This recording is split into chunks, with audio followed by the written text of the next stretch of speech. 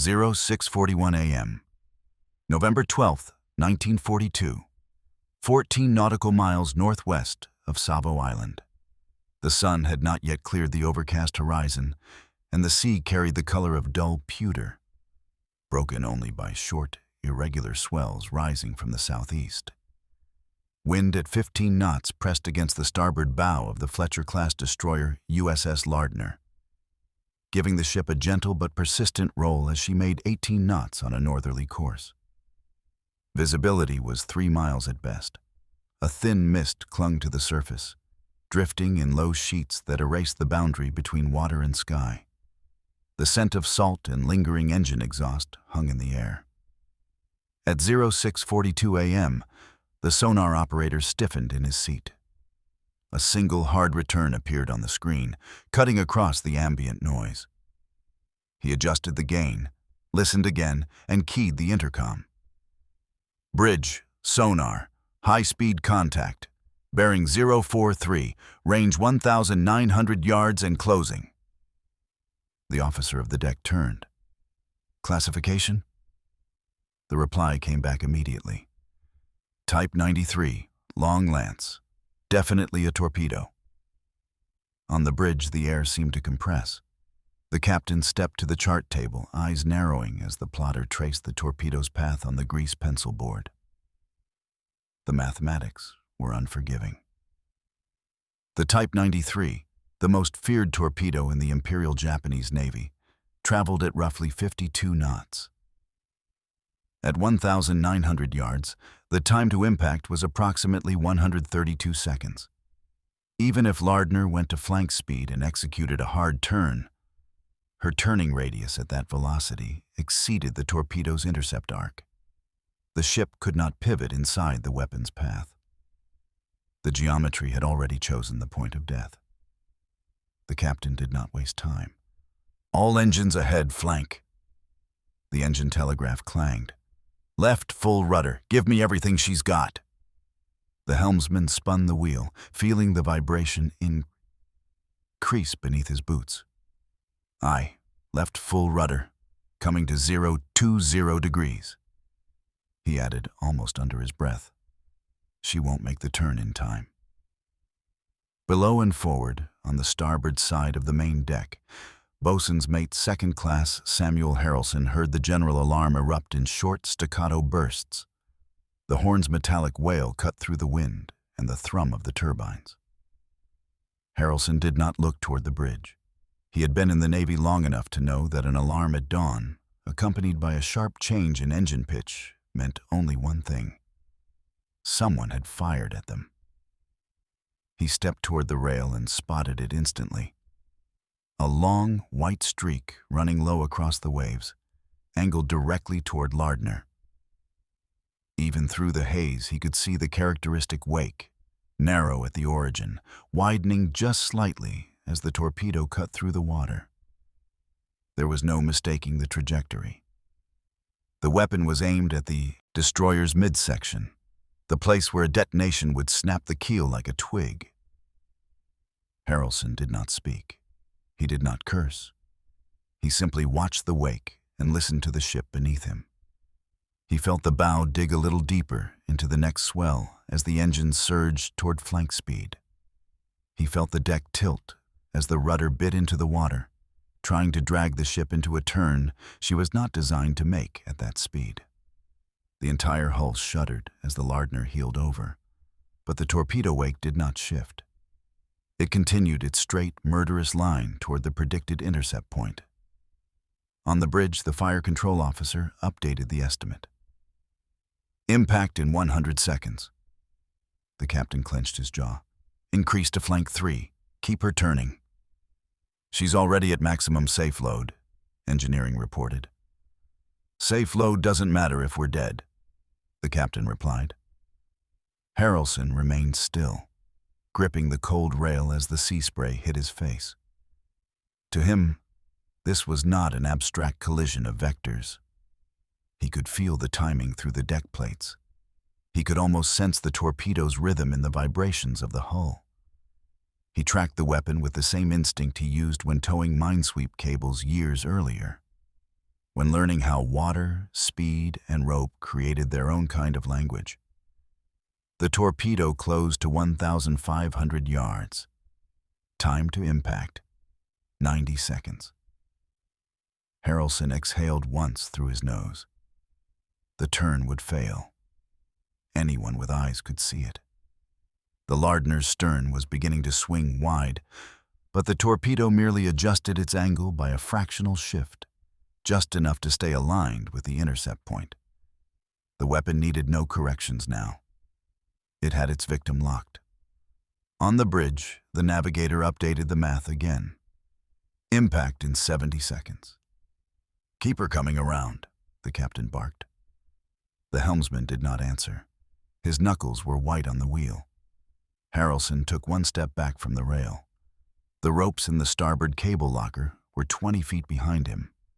He glanced at the torpedo wake again, 1,100 yards, maybe 60 seconds left.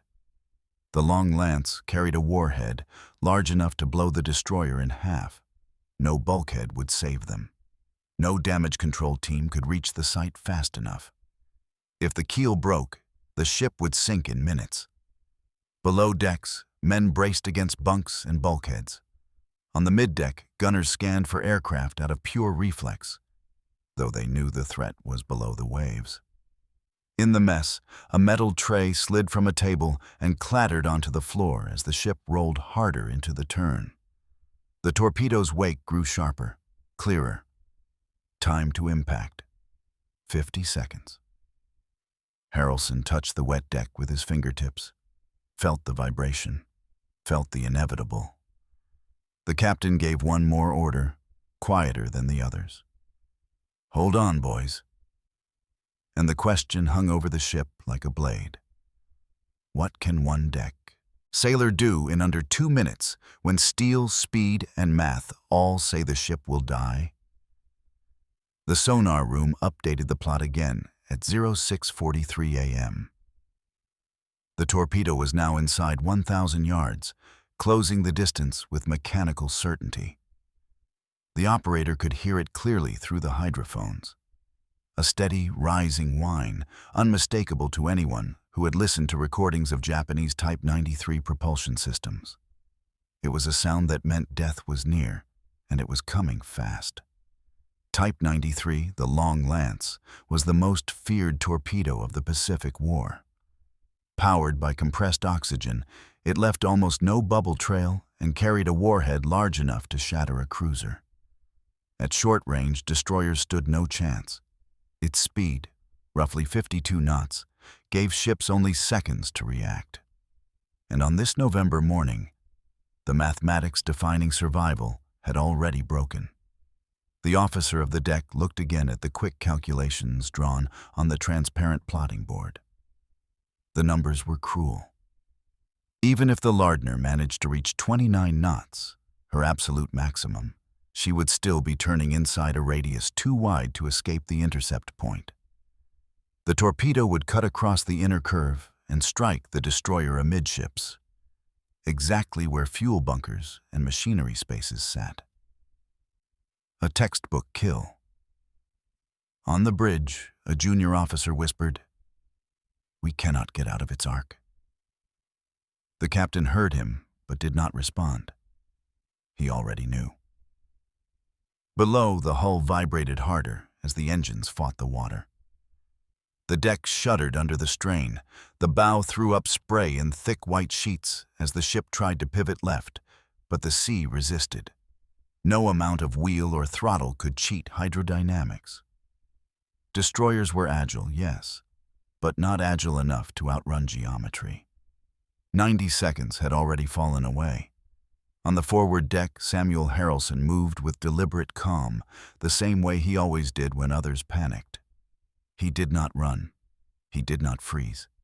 He watched the torpedo wake the way a man watches a rope under tension, not with fear, but with measurement. He knew the ship could not escape the strike. He also knew something else, something that none of the officers above him could know with the same instinctive clarity. Torpedoes, like ropes, behaved according to their environment, and environments could be changed. The memory came back to him as sharply as if it were yesterday. 1941. A training tow in the harbor at San Diego. A practice torpedo, armed only with an inert charge, was being hauled in after a run. It passed through a cluster of mooring lines trailing in the water. The cable tension snapped unpredictably, creating a sudden shear in the torpedo's nose angle. The practice weapon detonated prematurely, a harmless splash, but enough to send spray 20 feet into the air. Officers blamed a faulty magnetic detonator. Harrelson had studied the pattern of the ropes instead. He had told no one what he saw. Sailors were not expected to develop theories about hydrodynamic turbulence or magnetic sensitivity. They were expected to follow orders, tie lines, and keep the deck clean. But this morning, at 06:43 and 40 seconds, a thought formed that he could not ignore. The torpedo's detonator reacts to change. What if we create the change? He looked toward the starboard cable locker. Inside lay the number 3 tow line, a 2-inch thick manila rope used for towing crippled vessels, 180 feet long, heavy, durable, dense enough to drag through the water with force if deployed at proper tension. Harrelson felt the engine vibrations shift again. The ship was nearing its maximum turning speed. The helmsman had the wheel pinned, but the bow had only come around a few more degrees. Not enough. Not nearly enough. Time to impact. Maybe 45 seconds. Harrelson wiped the salt spray from his eyes. He spoke aloud, though no one was beside him. It is going to hit us. Then he turned and walked, not ran, toward the cable locker. 10 feet away, 2 deckhands steadied themselves against the rail, bracing for the unseen blast they believed was coming. Harrelson pointed at them. "You two, with me, now." They hesitated, not out of disrespect, but confusion. The destroyer was moments from being torn open by a torpedo. There was nothing left to do. But Harrelson's voice cut through the chaos with absolute certainty. "Bring me the number 3 tow line." The deckhands exchanged a quick glance. One asked, "Why? What do you want it for?" Harrelson answered without looking at him. "I am going to try something." He swung open the locker door. Inside, the heavy coil of manila rope sat secured with canvas straps. Harrelson pulled a knife from his belt, sliced the straps clean, and began dragging the coil toward the rail. The rope thudded against the deck, each impact absorbed by the vibration of the ship's frantic turn. Above them, another update came across the intercom. Impact in 38 seconds. The captain shouted for more speed, though he knew the boilers could give no more. The bridge crew held their breath each time the ship crested a swell, half expecting to feel the world split apart beneath them. On deck, Harrelson hauled the rope to the rail. His hands moved quickly, practiced, almost mechanical. He looped the bitter end around a cleat, pulled it tight. Then he turned to the deckhands. "When I say pull, you pull. Do not question it." The men nodded, still not understanding, but trusting the tone in his voice. Harrelson looked again at the torpedo wake. It was close now, so close he could see the faint shimmer of the compressed oxygen exhaust beneath the surface. Time to impact, less than 30 seconds.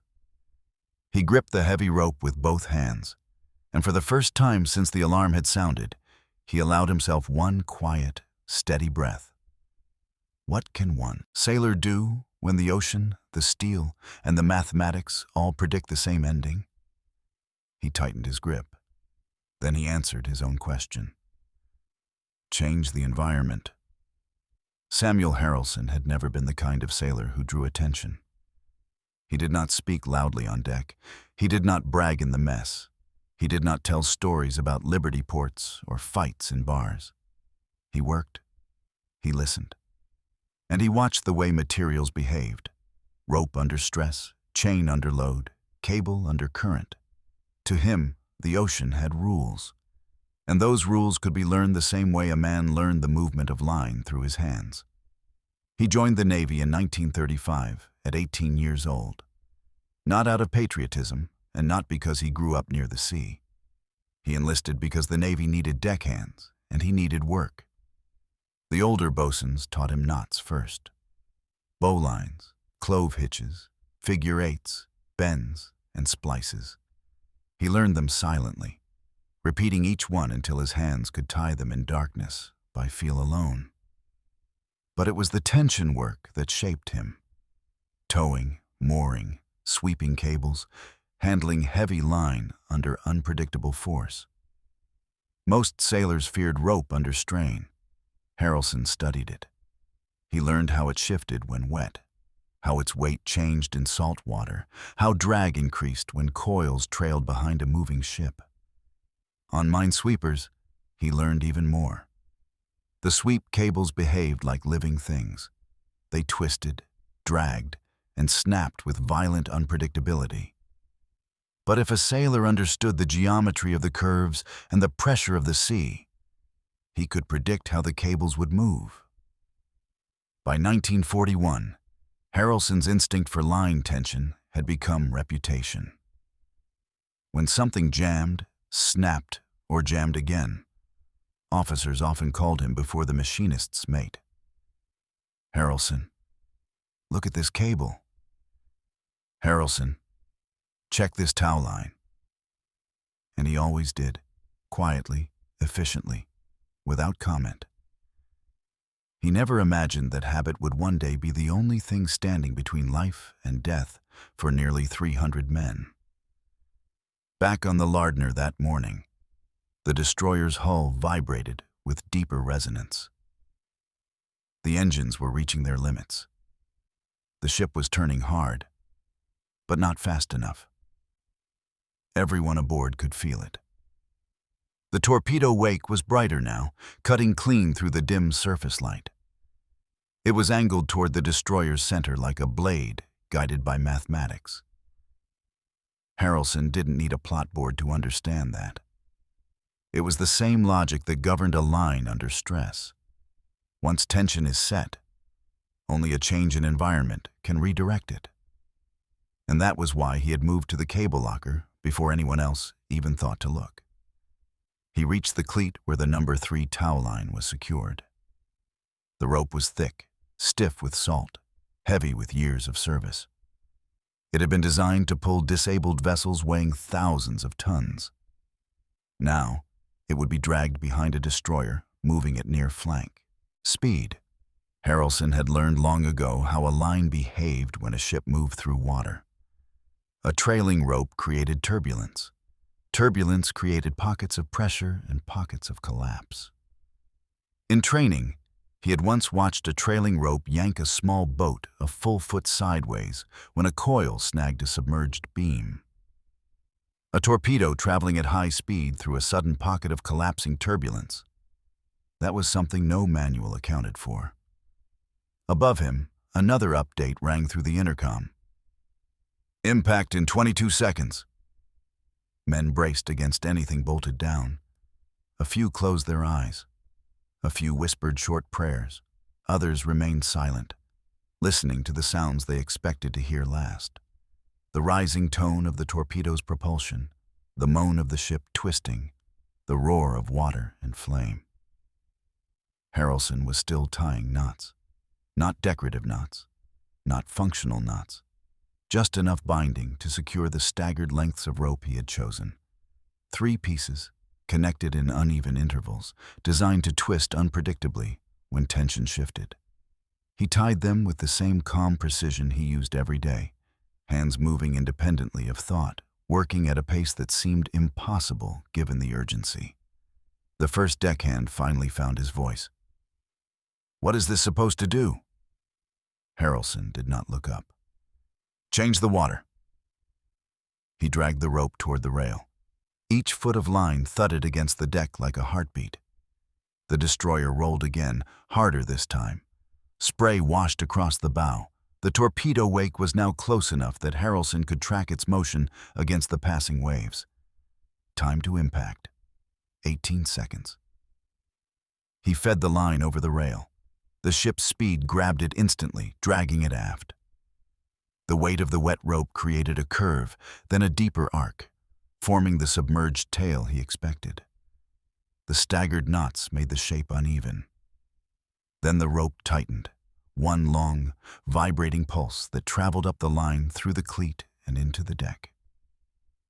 Harrelson pulled the second coil into position. The deck lurched as the Lardner plowed through another wave. A metallic groan ran through the hull, the sound of steel being forced into a turn beyond its comfort. But he kept working. Time to impact. 13 seconds. He jammed the second coil overboard, connected by its knot to the first, creating another segment of sudden turbulence trailing behind the destroyer. The third coil slipped free next. It vanished into the churning wake. Harrelson gripped the rail and leaned out to watch the behavior of the lines. They moved exactly as he hoped. A twisting, collapsing field of turbulence, like an underwater thicket being dragged at high speed. Time to impact, 9 seconds. A voice shouted from the bridge speaker, "Starboard deck, what are you doing down there?" Harrelson ignored it. He leaned farther out. The torpedo was now visible in the water, a dark shape knifing forward with deadly precision, wake rising sharply behind it. Time to impact, 5 seconds. Harrelson spoke softly, almost as if addressing the rope rather than the weapon. "Come on, do what you did in San Diego." And then he braced. Because everything, the destroyer, the torpedo, and nearly 300 men, was about to enter the field he had created. The torpedo entered the rope field at 06:43 and 17 seconds. No one on the Lardner saw the exact moment its brass nose met the first pocket of turbulence. But everyone felt the shift, a faint, almost imperceptible change in the vibration of the deck, like a steel cable humming beneath the hull. Harrelson leaned out over the rail, watching the torpedo wake as it sliced into the disturbed water behind the destroyer.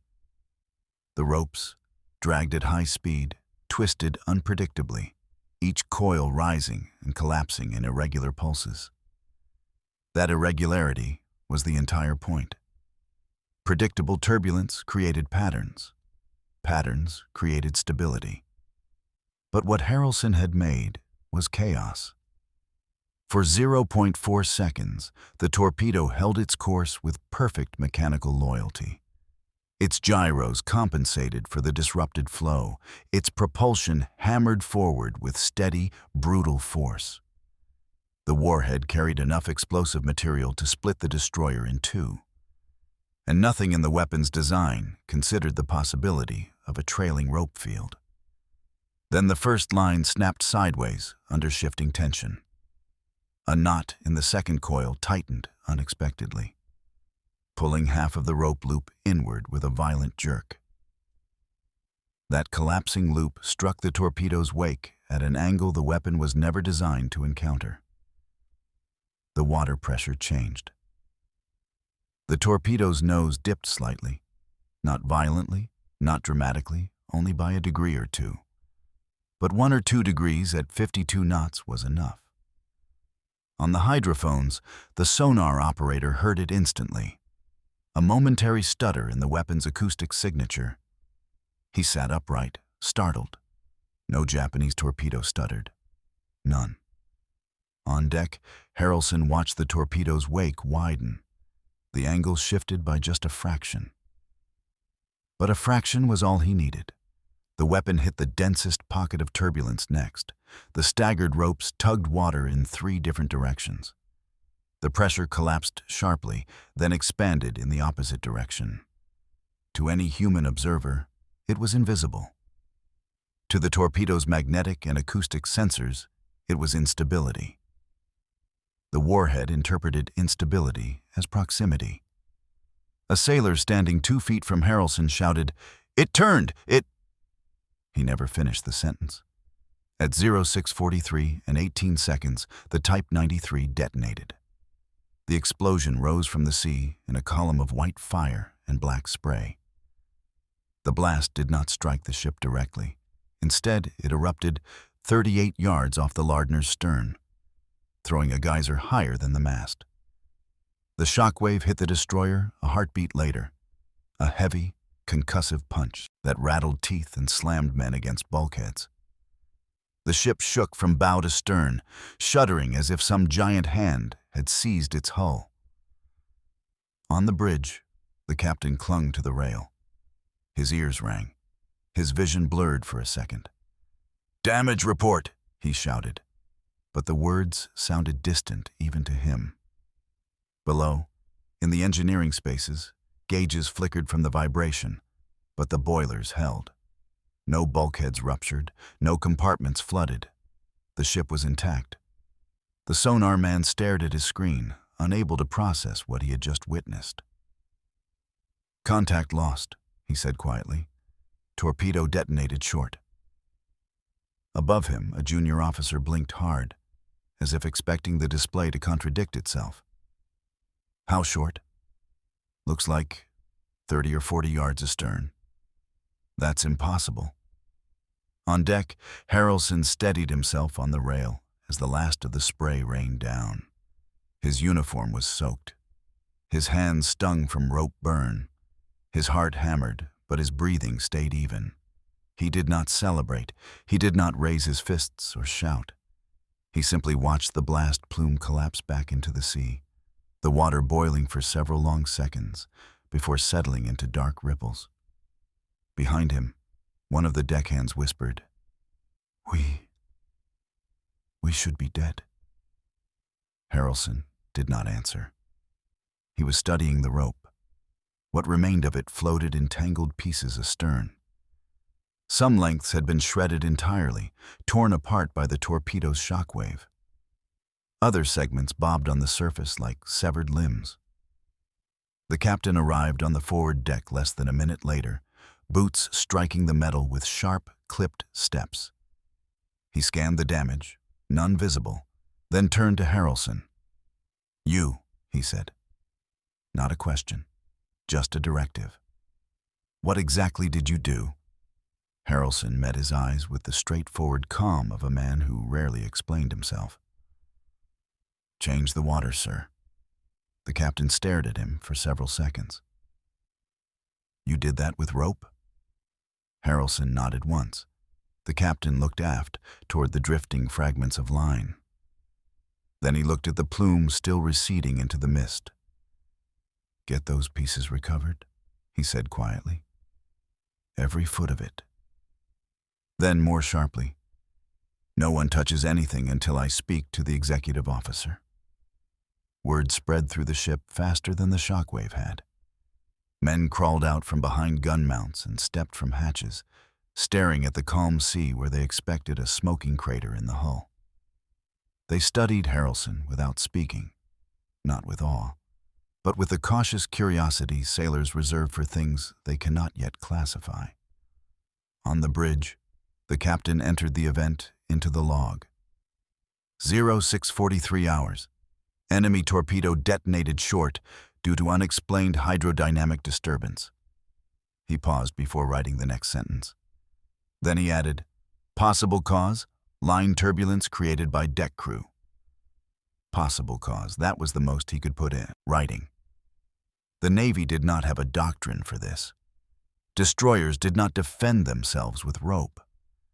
But down on the deck, Samuel Harrelson already knew the truth with the clarity of a man who had spent years listening to how line behaved under pressure.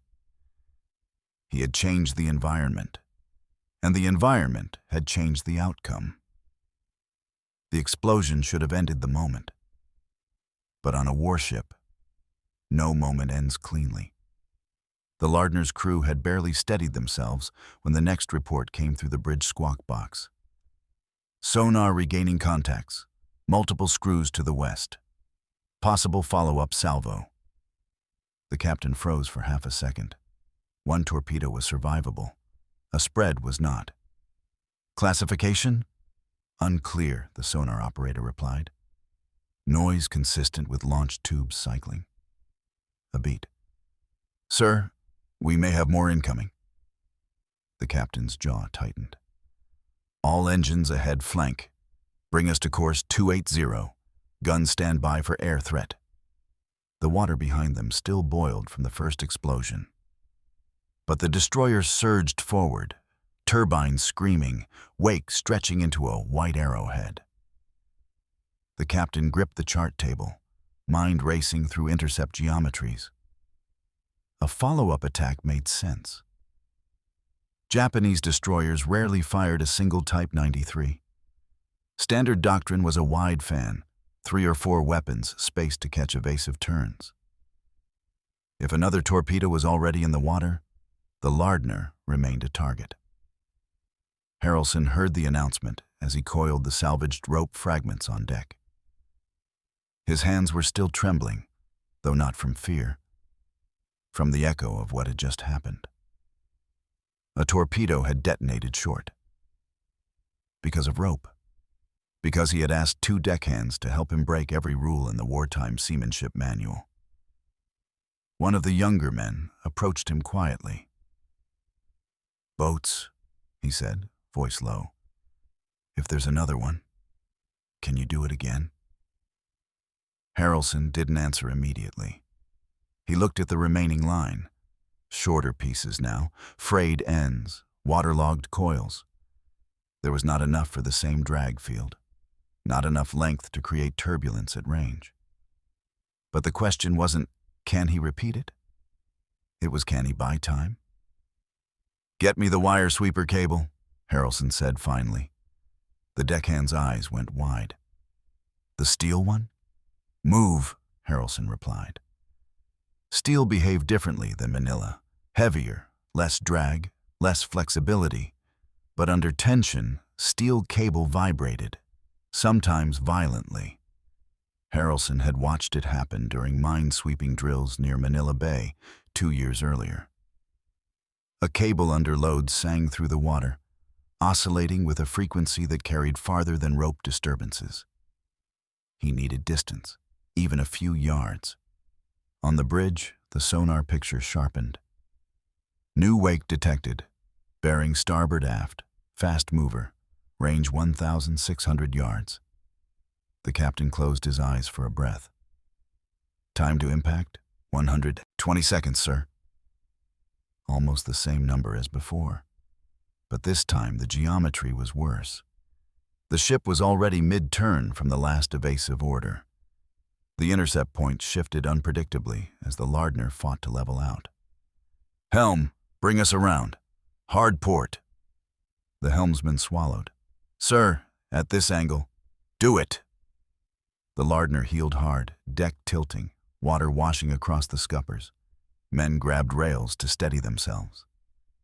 Harrelson braced against the roll, the steel cable unspooled with a sound like tearing metal. 2 deckhands fed the line through the rail chock as the drums screeched. Salt spray hit them in sheets. The sea was roughening, wind climbing past 20 knots, and the cables sank faster than rope, dragging deep. Harrelson gestured sharply. "Keep feeding. Let the ship pull it taut." 80 seconds. From the bridge, the captain saw movement below. "What are they doing with sweeper cable? Who authorized—" But before he finished, the executive officer leaned forward to the glass, squinting. "Sir, that's Harrelson." The captain paused. The name meant something now. The man who had just saved the ship once. The XO said what the captain could not. "Sir, whatever he's doing, it may be our best chance." The captain's silence was agreement. 60 seconds. The torpedo wake grew visible astern, a thin white scar stretching across the gray water. Straight, steady, relentless. Harrelson felt the cable tighten. First a vibration, then a hard jolt as the steel line found purchase in the water. But it was not enough.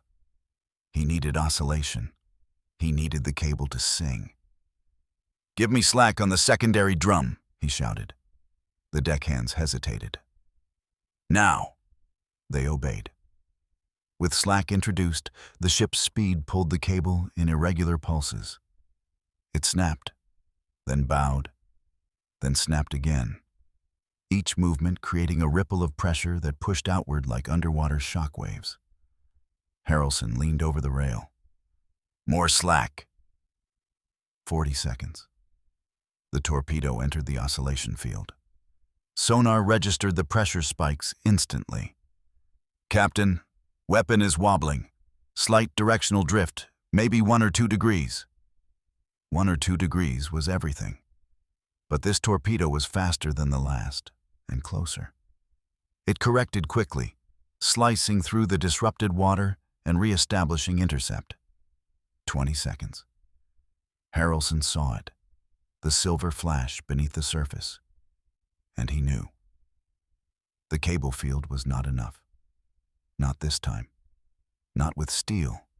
Not with less distance. Not with the torpedo already compensating. The deckhand beside him whispered, "Boats, it's gonna hit." Harrelson stared at the torpedo's path. The angle, the line, the exact point of collision. Then he said quietly, "Cut the cable." The deckhand froze. "If we cut it, we lose the field. Cut it, now." 10 seconds. The man drew a hatchet and struck the tensioned line. The steel cable snapped back into the sea like a released bowstring. And suddenly, the water changed. The cable, freed from the ship, recoiled in a wide spiral, whipping through the torpedo's wake with violent, nonlinear motion. Not predictable drag, not oscillation, but chaos. 5 seconds. The torpedo hit the recoiling cable dead center. There was a metallic shriek beneath the surface, a shower of white foam, a burst of black water, but no explosion. Not yet. The torpedo veered, not by a degree, by 10. It shot past the Lardner's stern by the length of a lifeboat. 3 seconds later, at a distance safely beyond the hull, its warhead finally detonated. The blast rocked the destroyer, but the ship remained whole. Harrelson lowered his head. He had not saved the ship the same way twice. He had saved it by refusing to solve the problem the same way twice. The Lardner steadied its course, engines humming at a hard, uneven rhythm as the concussion faded.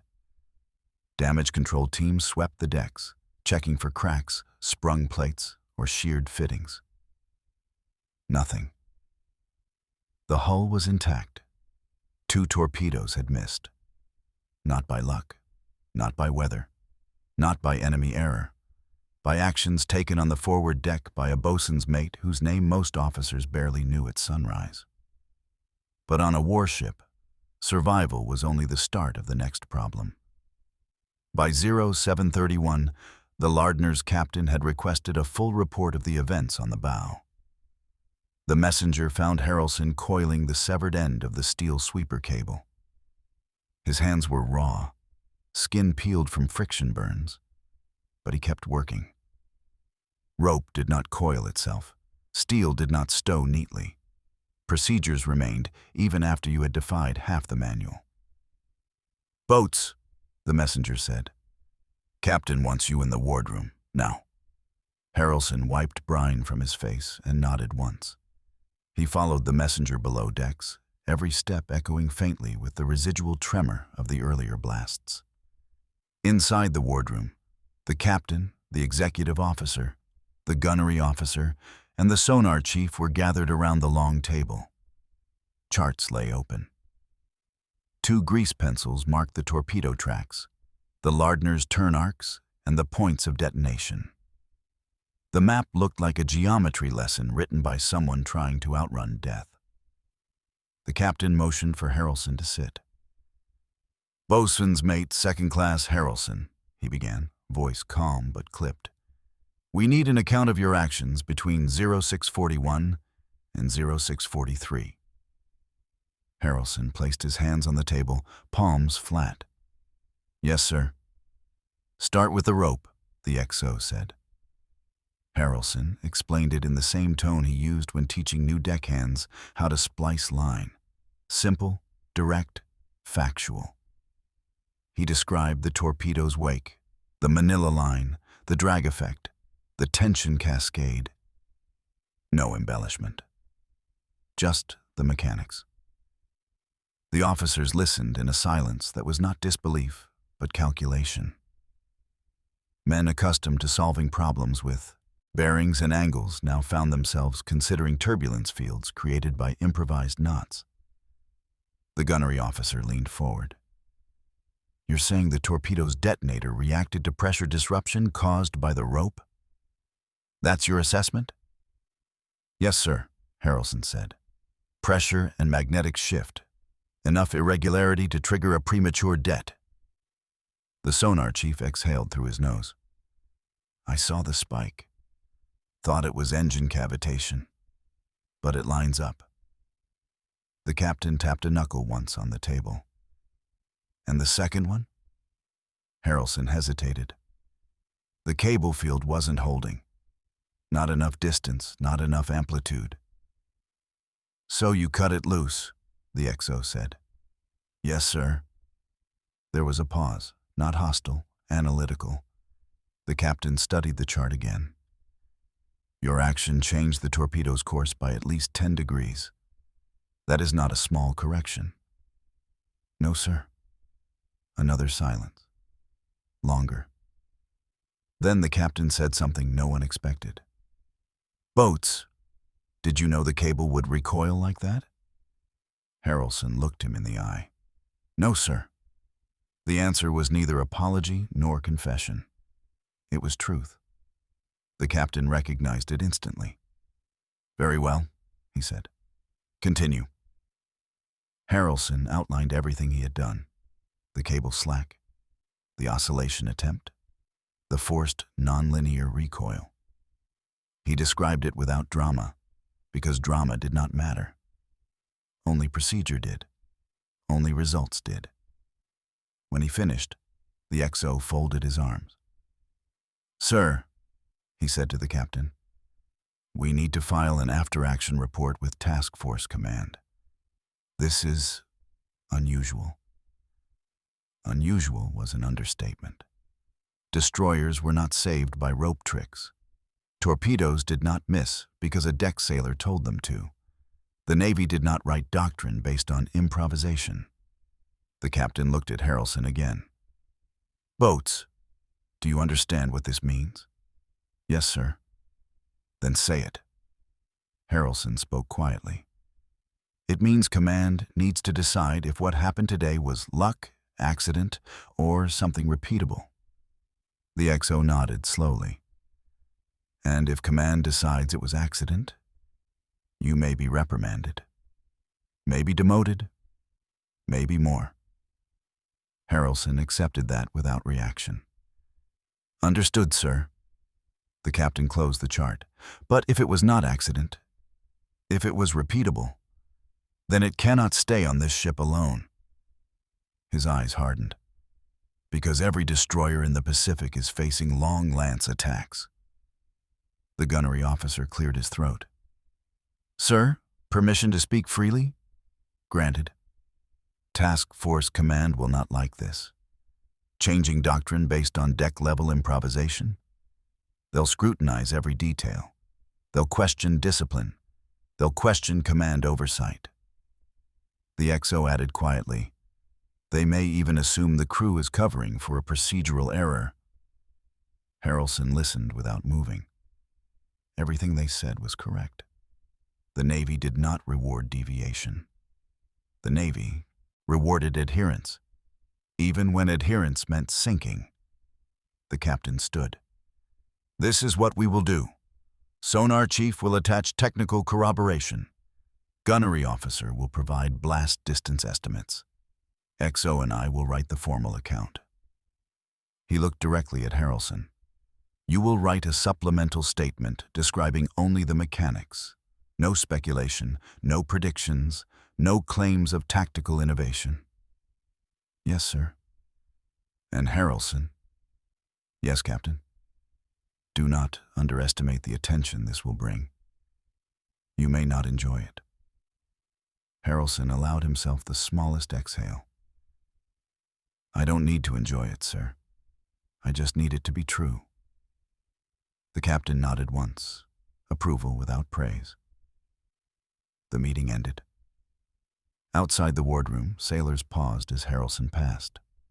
No cheers, no applause, only small nods, quiet acknowledgments between men who understood how close steel had come to breaking.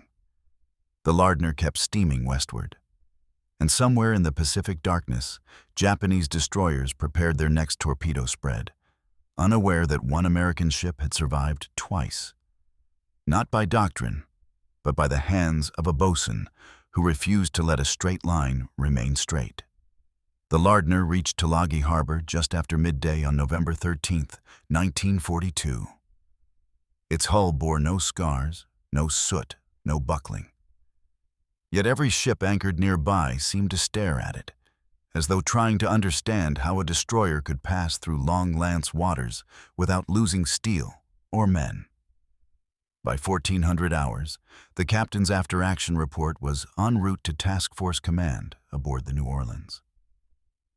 The report contained the essentials: torpedo approaches, maneuver orders, sonar timelines, and the blast distances. The attached annex from the sonar chief detailed pressure anomalies never before catalogued on a Fletcher-class destroyer. The gunnery officer's estimation of detonation offset, 38 yards for the first torpedo, more than 50 yards for the second, contradicted every engagement the Pacific Fleet had logged in the past year. And then there was Harrelson's statement. 1 page, 8 sentences, no theories, no claims of tactical innovation, only a factual listing of actions performed with rope and steel cable. The simplicity of it made the officers uneasy. By dawn the next morning, the report had reached the desk of Rear Admiral Leland Moore, commander of Destroyer Squadron 12. Moore had spent 18 months studying Japanese torpedo attacks, mapping every hull break, every point of detonation, every evasive pattern that worked, and every one that failed. His first reaction to the Lardner report was not disbelief. It was irritation. "Find me the captain of the Lardner on secured channel," Moore told his communications aide. "Now." The call connected at 0920. The Lardner's captain answered with crisp formality. "Captain," Moore began, "your report describe non-standard measures taken on the forward deck during combat." "Yes, Admiral." "Do you support the accuracy of the account?" "I do." Moore paused. "And do you consider these measures repeatable?" The captain chose his next words carefully. "I consider them survivable." Moore exhaled through his nose, a sound that never boded well. "Captain, do you understand the predicament? If your boatswain acted without authorization, it constitutes deviation from wartime procedure. If he acted with authorization, it constitutes unauthorized doctrine invention during combat. And if what he did actually works, then the Pacific Fleet has been fighting these torpedoes wrong for a year." The captain replied quietly, "Sir, my concern is what keeps ships afloat, not what keeps paperwork aligned." Moore did not appreciate candor. "Very well," he said. "I will convene a technical panel. Expect inspectors aboard within 48 hours." The line went dead. By November 15th, 4 officers, 2 engineers, 1 torpedo specialist, and 1 ordnance analyst boarded the Lardner. They carried clipboards, micrometers, and an attitude that most of the crew instantly recognized. Skepticism wrapped in courtesy. Their leader, Lieutenant Commander Harold Vance, requested interviews with the captain, the executive officer, sonar chief, and gunnery officer. He saved Harrelson for last. The interviews with the officers followed a pattern. Vance asked for precise timings. He asked for angles, for ship headings, for cable lengths. He asked whether the captain had ordered the rope deployment. He asked whether any officer had knowledge of the plan. The answers were consistent. No, no, and no. When Harrelson finally entered the mess hall where the panel waited, he stood at attention, hands clasped behind his back. "Boatswain's mate, second class, Harrelson," Vance said. "Describe your reasoning." Harrelson repeated his 8-sentence statement almost verbatim. Vance frowned. "That explains what you did, not why." "I thought it might buy distance," Harrelson said. "Might?" "Yes, sir. You had no assurance the rope would detonate a torpedo prematurely." "No, sir." "You had no assurance the cable would alter its course." "No, sir." Vance tapped a pencil against his notes. "Then why act at all?" Harrelson met his gaze directly. "Because doing nothing would have killed 273 men."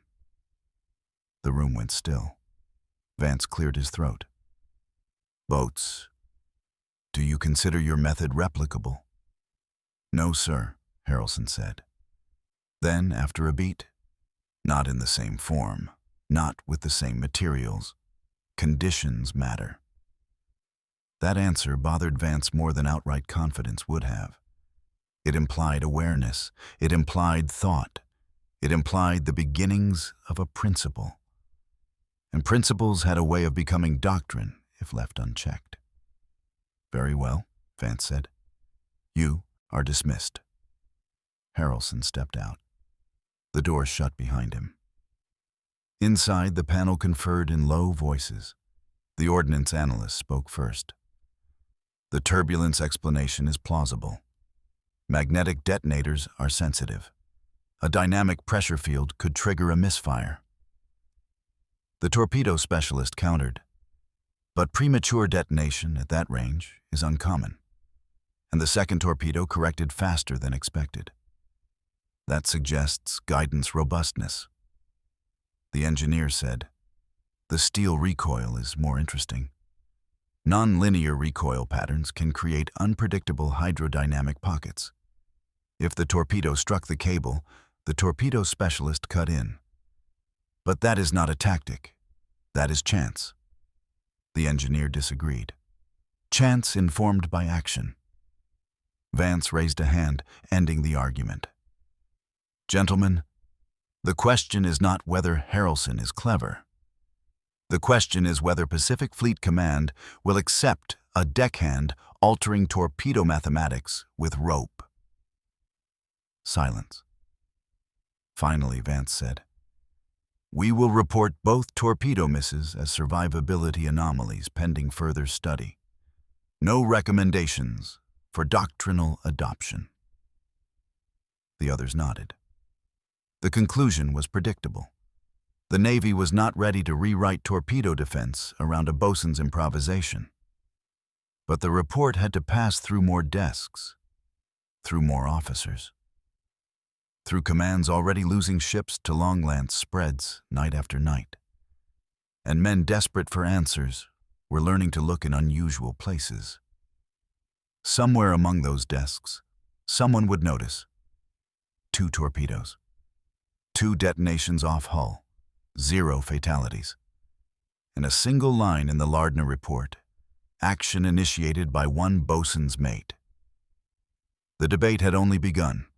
Rear Admiral Leland Moore's technical panel left the Lardner on November 16, 1942, carrying clipboards full of equations, hydrodynamic sketches, and uneasy conclusions. Their official summary, transmitted to Task Force Command 2 days later, used the cautious language of officers trying to avoid doctrinal earthquakes. Premature detonation likely caused by environmental disturbance. Cause undetermined. Further study required. But the Pacific did not wait for studies. The fleet needed answers. Destroyers were being torn apart in night battles off Guadalcanal. And captains began requesting the Lardner's report through informal channels. Word spread in the way all critical information does during war. Quietly, sideways, between men who understood the cost of ignorance. By late November, 4 destroyers had conducted small-scale experiments with rope drag under controlled conditions. Not enough to formalize anything, but enough to confirm one detail. Disturbances mattered. Sudden, irregular turbulence could confuse a torpedo's magnetic or depth-sensing equipment, not always, not reliably. But sometimes, and sometimes was more than the fleet had before the Lardner's engagement. The first officer to document this, informally, was Commander Patrick O'Donnell of the USS Shaw. His notebook entry dated November 29th read, "Lardner incident suggests disruptive trailing pattern behind stern, may alter torp tracking. See if cable lengths of varied thickness create interference." It was the kind of quiet curiosity that precedes tactical change. But High Command remained cautious. Nothing in the formal doctrine changed. No new training memos circulated. No seminars appeared in destroyer ready rooms. The Navy's official line held firm, environmental anomaly, no actionable tactic. Yet destroyer captains talked, and sailors listened. On December 15, 1942, the Lardner returned to Espiritu Santo for resupply. Harrelson found himself called to the quarterdeck, not for reprimand, but for reassignment. Temporary duty aboard the repair ship USS Prometheus, where ordnance engineers wanted to ask informal questions. Harrelson arrived carrying nothing but his sea bag, and the same calm expression he wore on the day he had dragged rope across the deck under incoming fire. The Prometheus's engineering officer met him at the gangway. "Bosun's mate Harrelson?" "Yes, sir. We want to see what you saw." They brought him to a small workshop filled with torpedo schematics, water flow models, and metal fragments from detonated warheads. 3 engineers stood around a chalkboard covered in directional arrows. One pointed to a crude diagram of a torpedo wake intersecting a series of curved lines. "This is your turbulence field?" "Yes, sir," Harrelson replied. "Approximate. The sea did most of the shaping." Another gestured at the second sketch. "And this recoil vector. Are you certain the cable moved like this?" Harrelson studied the drawing. "No, sir. It moved faster and wider." The engineers looked at each other. One scribbled notes, another adjusted the angle of the sketched line. For 2 hours they questioned him. Knot strengths, line tension, sinking rates, buoyancy changes, water resistance at different ship speeds. Harrelson answered every question with the same steady restraint. He did not offer theories. He did not make claims. He simply recounted what happened. When the meeting ended, the senior engineer extended his hand. "Boats," he said, "you may have opened a line of inquiry the fleet cannot ignore." Harrelson shook his hand, but said nothing. Praise did not matter. Results did. Meanwhile, in Pearl Harbor, the Lardner report reached the desk of Admiral Raymond Spruance, who read it twice, then marked 2 sentences with a pencil. Environmental disturbance created by suspended line. Detonation offset significantly beyond expected range. Spruance wrote a single note in the margin. Investigate controlled turbulence as countermeasure. It was not an endorsement. It was not doctrine. It was a seed. By January 1943, the Bureau of Ships quietly authorized hydrodynamic tests at the Westlock facility. Not rope, not cables, just the concept. Stern-generated turbulence patterns and their effect on torpedo tracking. None of these documents mentioned Harrelson by name. None credited a bosun. The Navy rarely built doctrine on enlisted improvisation. But the timing aligned too cleanly to ignore. As for the Lardner, the ship continued its escort duties through the Solomons. Every man aboard knew why they were still alive. Harrelson returned to the destroyer in early January. No ceremony greeted him, just nods from men who understood the mathematics of survival. One evening on the fantail, a young sailor approached him. "Boats," he said, "if something like that happens again, would you know what to do?" Harrelson watched the wake stretching behind the ship, the turbulence breaking into uneven white patterns under the prop wash. "No," he said, then added, "but I'd start with what the water gives me." The sailor nodded slowly. It was not heroism. It was understanding. In mid-1943, during a night engagement off Kolombangara, the destroyer USS Nicholas deployed a trailing pattern of weighted lines while under torpedo threat. The official report described the results as inconclusive, but one detail stood out. A Japanese torpedo passed astern at an unexpectedly wide angle, identical to the Lardner's second evasion. The Nicholas captain later admitted, off record, that he had read the Lardner report more than once. Small patterns were forming, quiet ones, the kind that eventually accumulate into doctrine, even if no single officer claims authorship. Samuel Harrelson finished the war, still a bosun, still handling lines, still teaching deckhands how rope behaves in wind and water. He never wrote a paper, never briefed an admiral, never claimed invention. But among destroyer crews in the South Pacific, one story endured. Told in low voices on night watches, passed between men who understood how survival often comes from the smallest hands on the ship. A torpedo had been fooled, twice, not by machinery, not by armor, by a sailor who refused to let the sea behave predictably. Years later, a naval hydrodynamics report would include a footnote. Initial field observations of turbulence-induced torpedo deviation originated from a destroyer engagement in late 1942. It did not name Harrelson, but every sailor who had served on the Lardner knew. Some innovations begin with theory, some begin with orders, and some begin with a man who looks at a straight line of death in the water and decides the line does not have to stay straight.